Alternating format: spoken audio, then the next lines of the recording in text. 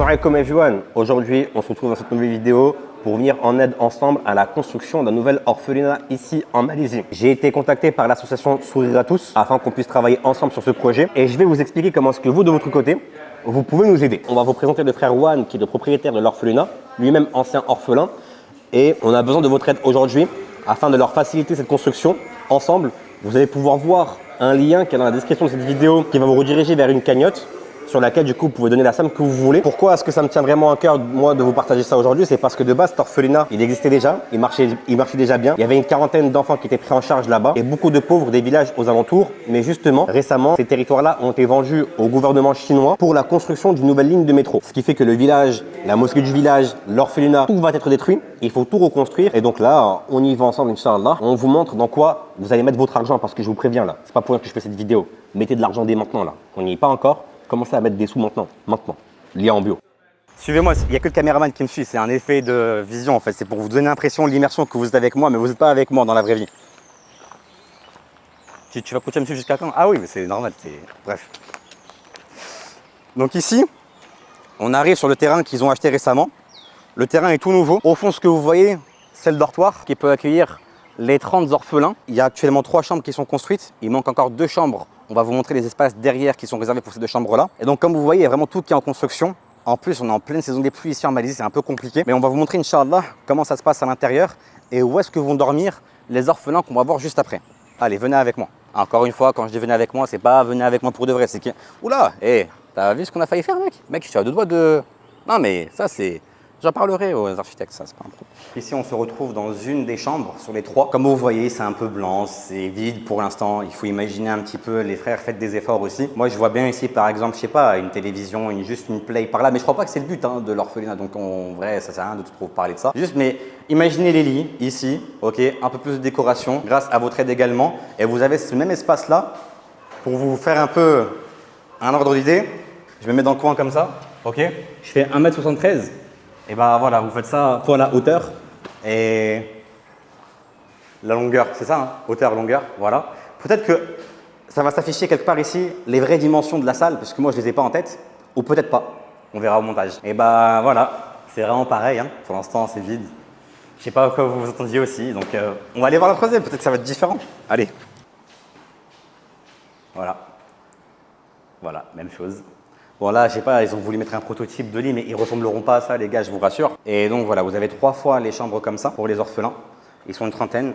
On va aller voir l'emplacement sur lequel ils veulent en construire 2 davantage. Donc là, on en a 3. Au total, il y en aura 5. Venez avec moi. Allez, viens, ça suffit. Donc là, je suis avec le frère Juan, c'est le propriétaire de l'orphelinat. Il vient tout juste de nous rejoindre. On va continuer la vidéo avec lui. Il va nous expliquer son parcours et ce dont on a besoin dans l'orphelinat pour les enfants. Donc les frères, ici, vous allez avoir la construction de 2 autres chambres qui vont servir de dortoir pour les filles. Ils vont démolir ça, cette construction qui a été faite par les villageois du coin, pour à la place faire la même construction que vous avez vue juste ici, la même que pour les garçons, mais pour les filles. Il y aura du coup 2 chambres. Et c'est là également qu'il y a une partie de vos fonds qui vont aller au-delà du fait d'améliorer la construction du dortoir pour les garçons. Il y a aussi le fait de devoir commencer celle pour les filles et de forcément qu'elle soit au même niveau que celle pour les garçons. On va vous montrer aussi la musalla. Donc la musalla, c'est la mosquée, la petite mosquée d'ici, qui sert également de da'wa room. Ça veut dire la chambre dans laquelle ils vont faire da'wa aux gens du coin et aussi sur laquelle ils vont permettre aux orphelins d'apprendre la science, d'apprendre le Coran, d'apprendre des facultés ici comme le fiqh. Parce que faut savoir que le frère Essiwan, on ne vous l'a pas encore dit, mais c'est un étudiant en sciences. Il a été à l'université islamique de Kuala Lumpur. Maybe you can say to them that you've been in the Islamic University of Kuala Lumpur. Ya, saya merupakan penuntut di dalam jurusan dakwah di dalam pengajian Islam dan bahasa Arab di salah satu universiti di Malaysia. Dengan pengalaman ini juga membuatkan saya membuat kerja-kerja dakwah di perkampungan orang asli dan juga mengajak masyarakat-masyarakat sekitar kepentingan untuk keluar daripada kelompok kemiskinan kepada mereka yang memberi zakat. Donc là les frères, on est dans la musalla, donc la petite mosquée qui fait également office d'espace dans lequel ils vont apprendre aux enfants ici les quelques sciences islamiques que lui peut leur enseigner et le Coran également. également. Maintenant, si vous voyez un petit peu l'état de la Musalla, donc là-bas, c'est l'espace où ils vont prier. Les choses dont on a besoin ici, c'est vraiment par rapport au système d'électricité. Il faut qu'on l'améliore, puisque l'électricité ici ne passe pas de partout. Il y a aussi un problème de moisissure sur les murs qui est dû au fait que les arbres qu'il y a à côté, vous voyez, à cause du vent et des fortes intempéries qu'il y a ici en Malaisie, des fois il y a des branches qui se cassent, qui vont sur le toit de la Musalla. Et forcément, avec tout ça, sous ce mélange, ça crée de la moisissure. On a ça, et également, il faut savoir que le frère ici, il s'occupe pas uniquement des orphelins, il s'occupe également d'un village entier et de beaucoup de personnes à qui il fait da'wa. Des fois, il a 400 à 500 personnes, même jusqu'à 1000 personnes qui viennent ici. Donc forcément, l'espace, il suffit pas. Ils viennent dehors, ils se gardent dehors, ils viennent jusqu'à chez lui pour apprendre l'islam. Et donc, il a besoin d'un bon système sonore, donc des micros, des haut-parleurs, d'un bon système aussi visuel avec des écrans pour pouvoir parler à 300, 400, 500 personnes, 1000 personnes d'un coup. Donc, on a besoin de tout ça. Il y a également une partie des fonds qui vont servir à améliorer tout ce système. Kami di sini sedang merancang upgrade beberapa perkara di sini, terutamanya daripada sudut pencahayaan, wiring system dan juga audio system serta visual, yang mana di sini menjadi pusat dakwah juga dan pusat penyebaran orang kata fahaman Islam kepada masyarakat setempat, yang mana bila satu-satu masa berkumpul kami tidak ada satu sistem suara audio system yang mencukupi, yang mana untuk cover 300 hingga 400 orang dalam satu masa. Jadi banyak perkara yang sekarang ni sedang dirancang, antaranya kami nak memperbetulkan sistem audio system, tempat lantai, roof system, juga dengan berkenaan dengan wiring system dan juga beberapa lagi perkara yang insya-Allah memberi jariah hasanat kepada semua setiap penyumbang, insya-Allah. C'est vraiment un puits de hasanat là qu'on peut avoir en les aidant, parce que c'est vraiment pas que des orphelins. Déjà ça c'est énorme. Mais en plus de ça, le fait qu'il y ait da'wa, beaucoup de personnes, maybe you can just tell them that thanks to you, okay, Allah Azza wa Jal gave the opportunity for maybe you say 200 persons from the true Malay people, you know, the native people. Native people to enter in Islam. Yes. Yeah. A lot more than that. More than that. Yeah, because from 2006 until now, we have convert or revert the 80s native person, more than 2000 people here. Wow. 2000. Attends, mec, tout ça, c'est 2000. Attends.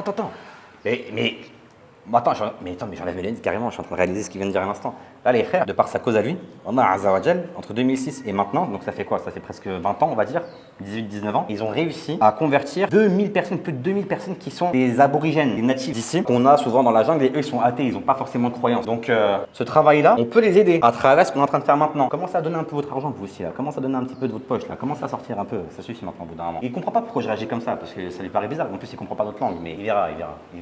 Allez, on y va. On va voir le reste.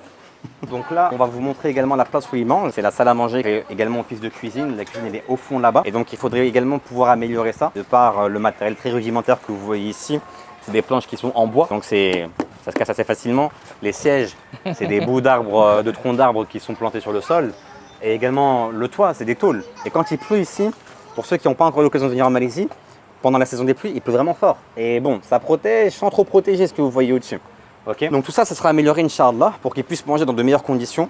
Ils sont quand même entre 30 et 40 d'orphelins minimum à venir ici. À savoir que, you can just correct me if I'm wrong, but there's also the poor people who can come here to eat. Yes. So not just the orphan. Ok.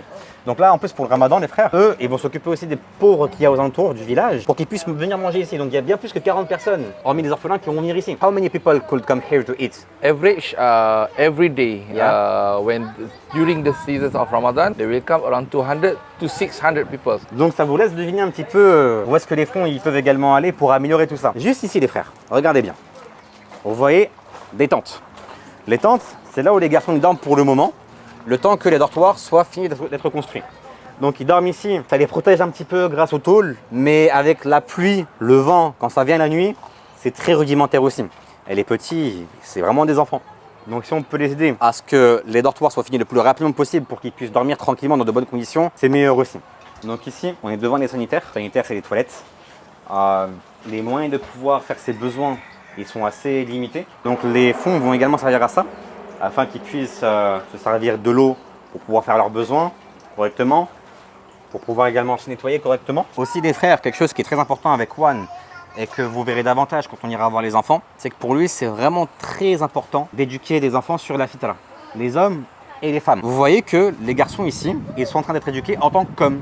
Ils sont habitués à l'effort physique, ils sont habitués à transpirer, ils sont habitués à devoir aider le frère ici dans la construction. Tout ce que vous voyez ici qui a l'air un petit peu rudimentaire avec les moyens du coin, c'est fait par les enfants aussi. On va aller voir d'autres travaux là-bas, ça a été fait par eux aussi. Et les sœurs, c'est pareil, elles sont habituées à être éduquées sur leur fitra en tant que femmes. Donc il n'y a pas de ce délire de libéralisme comme nous on peut avoir en France, où à l'école ils vont apprendre à Abdelrahman s'il veut devenir Virginie, c'est possible. Et si Abdelrahman il aime Pascal, c'est possible aussi. Anak-anak di sini dibesarkan mengikut fitrah, iaitu kejadian normal sebagai manusia.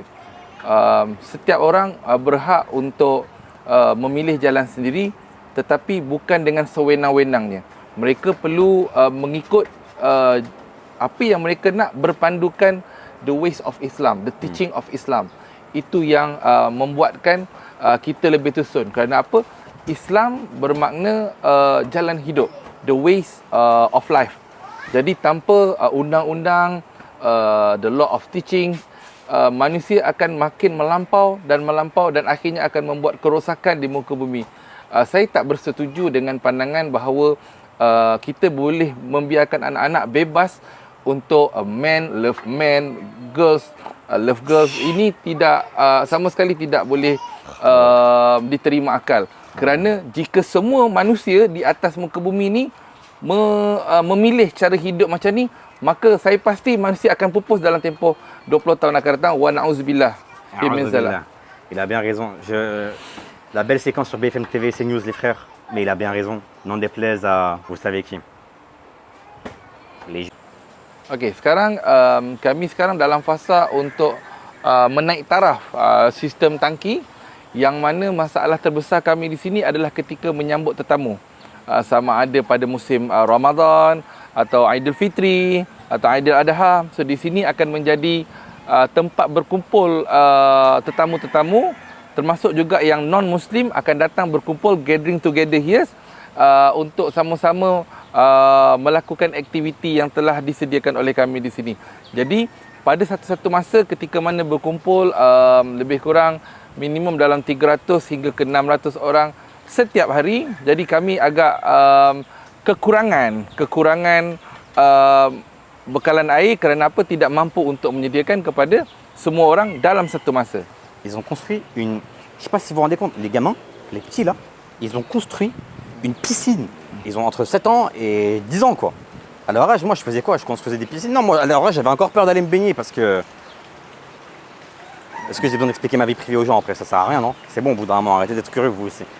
C'est magnifique. Et en fait, vous voyez qu'il y a l'eau de la rivière qui est juste derrière. And don't forget, the water is 100% natural water. Yeah, natural water. This is digging by ourselves. Wow. And the kids was never feel like, oh, this is dirty, no. No.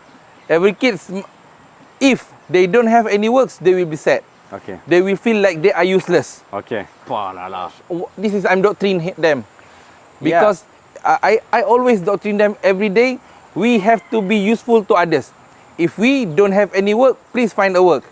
If that this doctrine also feel like them, they always keep ask me that if there are things for us to do. If I don't give them a job, they will be sad. They will be like I don't like them because they think they are useless. So I just give any works that they can done. Okay, nama saya Wan Razmi bin Osman. Saya berusia 42 tahun. So sekarang kita berada di rumah penyayang Darul Ilmi Gombak yang berada di Kuala Lumpur, Selangor Darul Ihsan. Jadi di sini merupakan sebuah pusat perlindungan untuk anak-anak yatim, fakir miskin dan juga golongan-golongan yang memerlukan. Jadi kami di sini adalah seramai 35 orang, yang mana mereka ini terdiri daripada pelbagai golongan. Bukan saja anak yatim, tapi mereka ini juga adalah terdiri daripada golongan-golongan gelandangan, homeless, juga terdiri daripada golongan yang orang kata juga pernah dicederakan pada satu ketika dulu di rumah kebajikan yang lain, like abuse. Jadi kami terpanggil untuk mewujudkan tempat ini kerana saya dan juga rakan-rakan saya adalah merupakan anak-anak yang pernah membesar di rumah kebajikan satu ketika dahulu. Jadi idea ini timbul sebagai satu alternatif kepada kami untuk mendidik anak-anak supaya mereka ini ada tempat di dalam masyarakat, supaya mereka ini saja bukan sahaja dididik dengan kasih sayang, tapi mereka ini juga boleh menjadi contoh kepada masyarakat, example of ummah.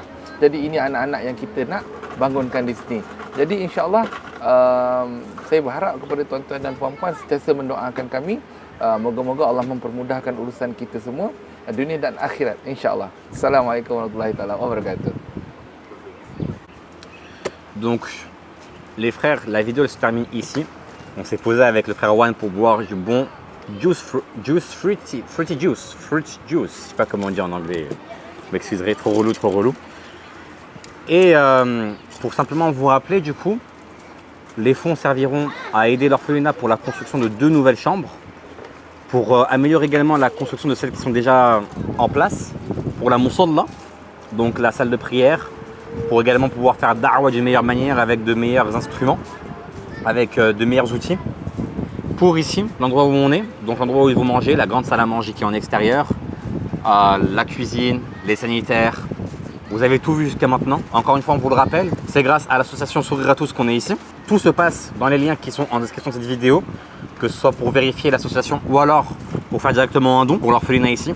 Tout se passe en description. Vous aurez également accès à des liens qui vous montreront davantage le programme qu'il y a ici avec l'orphelinat, qui est directement traduit en français. Ce sont des PDF qui vont vous expliquer c'est quoi la suite du plan une fois qu'on a fini tout ça. Et aussi le profil des enfants ici. D'accord? Comme ça, vous pourrez en savoir un peu plus sur leurs histoires. Et vous verrez que pour beaucoup d'entre eux, ça a été très difficile, que ce soit à travers les abus qu'ils ont eus, que ce soit à travers leur famille qui est partie en prison pour des histoires de drogue, pour des histoires de trafic, pour des histoires de violence au sein du foyer. Ça a été vraiment très difficile pour eux. Alhamdoulilah, ici, ils sont très bien entourés comme vous l'avez vu. Donc maintenant, on n'a plus qu'à essayer de les aider du mieux qu'on peut.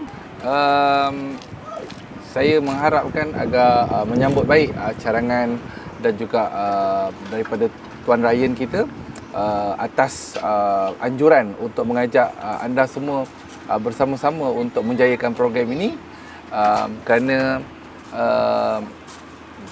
the best version of the people is not only the beneficial but is also benefit the others. So itu adalah sebaik-baik umat yang mana kita bukan sahaja dapat adalah bermanfaat, tapi juga dapat memberi manfaat kepada orang lain. InsyaAllah di bulan yang baik ini, saya mendoakan agar semua yang menyumbang, moga-moga Allah permudahkan segala urusan, dan mendoakan agar kita bukan sahaja berjaya di dunia tetapi juga di akhirat, insyaAllah. J'ai pas compris ce qu'il a dit, mais je crois que là il a dit que c'était un bon frère à marier. Donc on commence un petit peu à le croire aussi. C'est pas ça qu'il a dit? Ok, mais on va mettre ça en sous-titre. Comme ça. Bon, merci à vous en tout cas. Qu'Allah Azza wa Jal vous facilite tous vos projets et qu'il fasse de nous une cause par laquelle on peut faciliter leurs projets aussi. C'est bon, on se quitte maintenant. Pourquoi tu continues la record là? Allez, coupe-moi tout ça, j'en ai marre, j'ai envie de finir ça moi aussi là. Allez, on arrête. C'est bon? Tu sens que c'est bon? Allez, c'est fini.